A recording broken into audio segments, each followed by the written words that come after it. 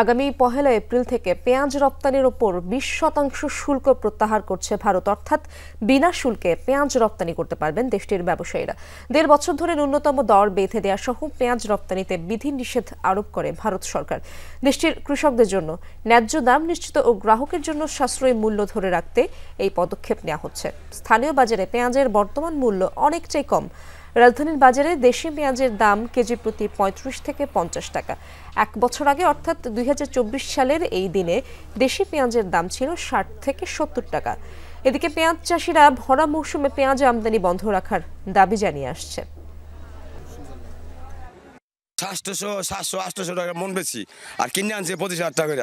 হ্যাঁ আবার বদলা ৩ বেলা খাওন, হ্যাঁ আবার সার পানি নিরান তামানি তো লোসকান। পেঁয়াজ ঢুকলে মনে করেন যে তাইলে আমাকে ওই যে বাংলাদেশে যে পেঁয়াজ উৎপাদন করব এই পেঁয়াজ তো তাহলে আর কৃষক বাঁচবো না।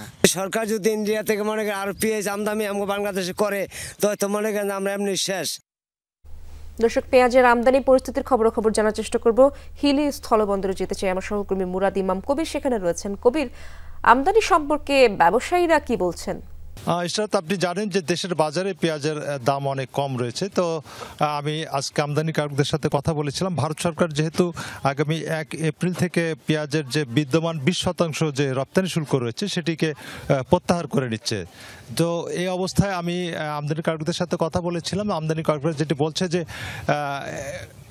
বাংলাদেশে যে আইপির মেয়াদ অর্থাৎ ইম্পোর্ট পারমিটের যে মেয়াদ সেটি রয়েছে ৩১ মার্চ পর্যন্ত। তো তারা বলছে যে যদি আইপির মেয়াদ যদি বাড়ানো হয় বা যদি বৃদ্ধি করে সরকার তাহলে পেঁয়াজের আমদানির তারা সম্ভাবনা দেখছেন। তারা বলছেন যে এই অবস্থার মধ্যে পেঁয়াজের আমদানি সম্ভব হবে।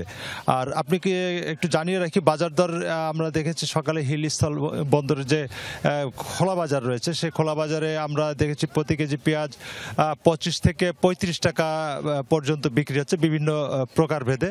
তো আমদানিকারকরা বলছে যে বর্তমানে যে বাজার রয়েছে সেই বাজারের অবস্থাতেও কিন্তু ভারত থেকে পেঁয়াজ আমদানি করা সম্ভব হবে। তারা বলছে যে প্রতি কেজি পেঁয়াজ আমদানিতে তাদের ৬ থেকে ৭ টাকা খরচ হচ্ছে। তো আর ভারতের মোকামেও পেঁয়াজের দাম কম রয়েছে। আর পাশাপাশি যেহেতু ভারত সরকার শুল্ক প্রত্যাহার করে নিচ্ছে তো সে অবস্থায় কিন্তু পেঁয়াজের আমদানি তারা করতে পারবে, তবে যদি আইপির মেয়াদ বাড়ানো হয় তবে। যেহেতু ৩১ মার্চ সর্বশেষ আইপির মেয়াদ দেওয়া হয়েছে। ইশরাত, ধন্যবাদ আপনাকে কবির।